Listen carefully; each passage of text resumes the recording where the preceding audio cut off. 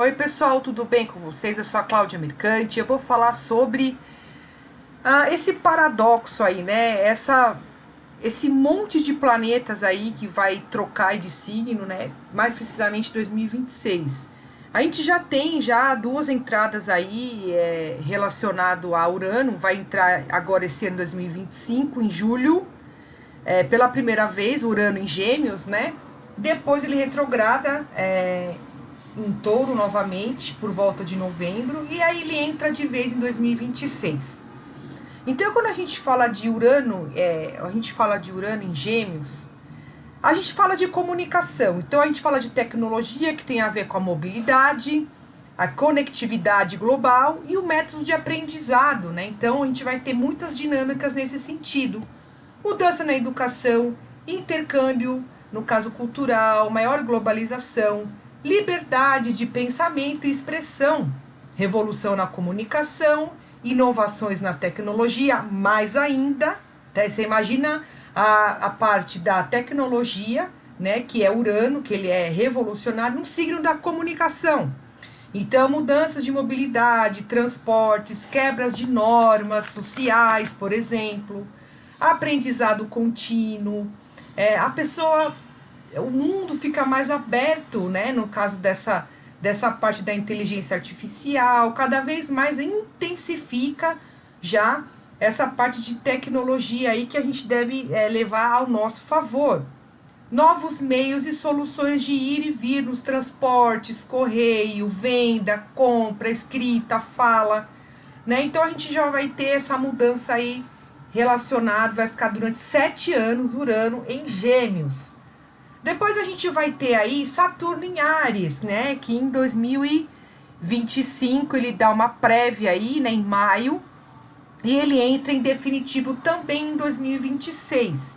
Então aqui a gente vê cobranças por resultados concretos, maturidade com as iniciativas, as decisões, conflitos também, né? Relacionado a guerras, seja guerras de escala global ou no sentido guerra civil, né? Então aqui a gente é obrigado a sair da acomodação, né? Então o esforço próprio será exigido de cada um, será mais exigido a gente ter nervos de aço, no caso a gente está mais ali não tão emocional, e a independência e iniciativa pessoal. Então, eu acho que lembrando que a gente, quando vê Marte em Capricórnio, ele se exalta, né? Então, coisas muito arquitetadas no sentido de grandes potências, por exemplo, relacionado a confrontos, tá? Não descarta esse confronto maior relacionado à guerra, né? Ao poder. Lembrando que a gente já tem Plutão aí em Aquário, tá? Isso já tá mais do que claro que a gente tem essa polaridade aí de esquerda e direita no mundo todo. Então a gente não pode fingir que não tem. O Brasil tá escancarado e no mundo todo também, tá? Os países já começam a se posicionar, os líderes, os governos se posicionam, quem é o direito, quem é o esquerdo, e isso é um pouco perigoso, né?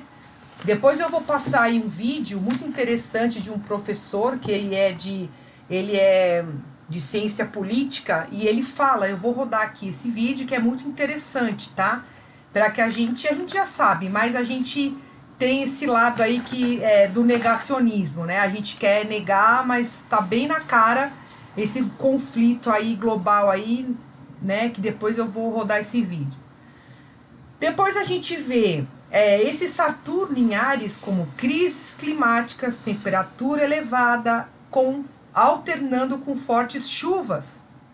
Então, a gente vê também essa parte de nebulosidade, aquela coisa mascarada, né? Então, a gente vê que Saturno, ele tem um lado da estratégia, né? Ele é lento, mas ele é cada passo que dá é muito bem arquitetado, muito bem planejado. Estamos falando de Saturno em Áries. Agora vamos falar sobre Netuno em Áries também. né? Então a gente já vai ter uma prévia em março de 2025, volta a retrogradar em outubro e entra em definitivo em janeiro de 2026, tá?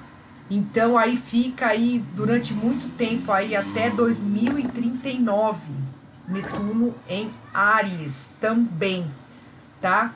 Então aqui pode trazer grande impacto social, cultural, né?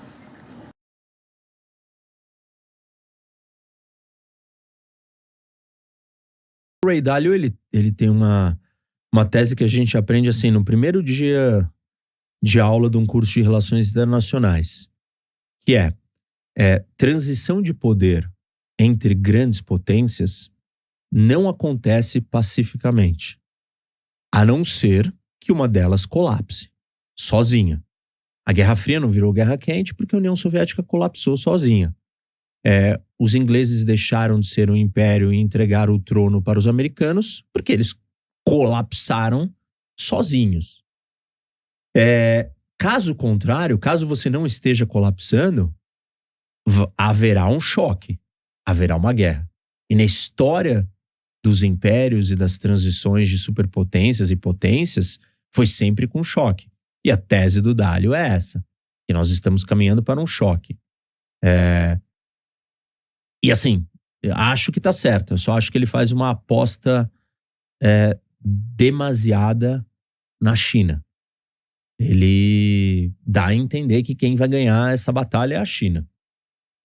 Eu, assim, tenho dúvidas. Eu consigo imaginar um cenário onde a China ganhe, e para isso acontecer, precisa continuar acontecendo o que está acontecendo hoje, com o mundo livre, com as democracias, com o mundo ocidental, que é a divisão interna.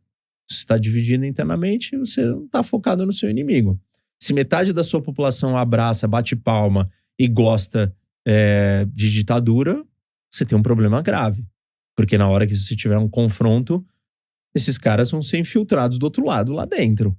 Ou vão querer que você não lute direito contra eles. Isso já acontece hoje. Então, nesse sentido, eu acho que é possível do Ocidente perder, é possível dos Estados Unidos perder.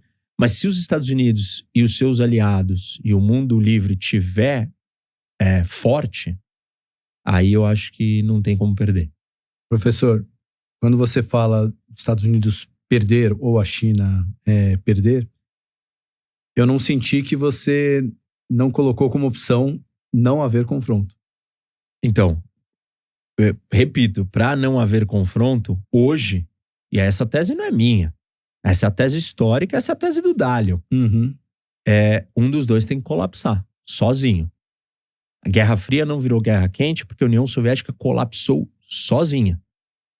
Se você me disser que a China vai colapsar, ou os Estados Unidos, aí eu falo, não teremos guerra.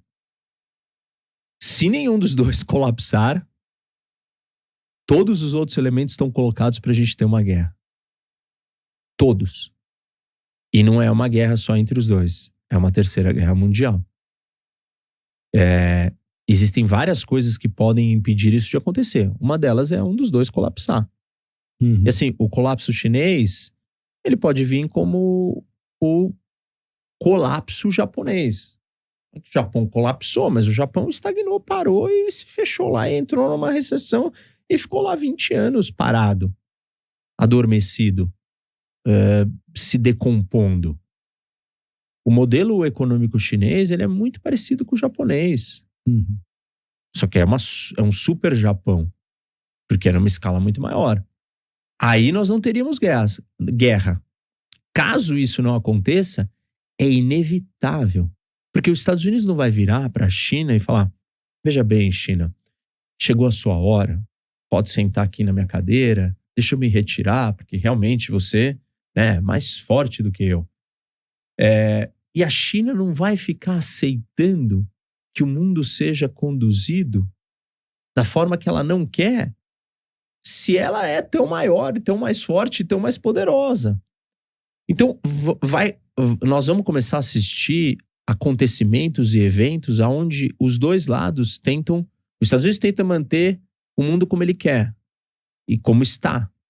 E a China tenta revisionar, revisitar, tenta quebrar o status quo e colocar o seu modelo de mundo.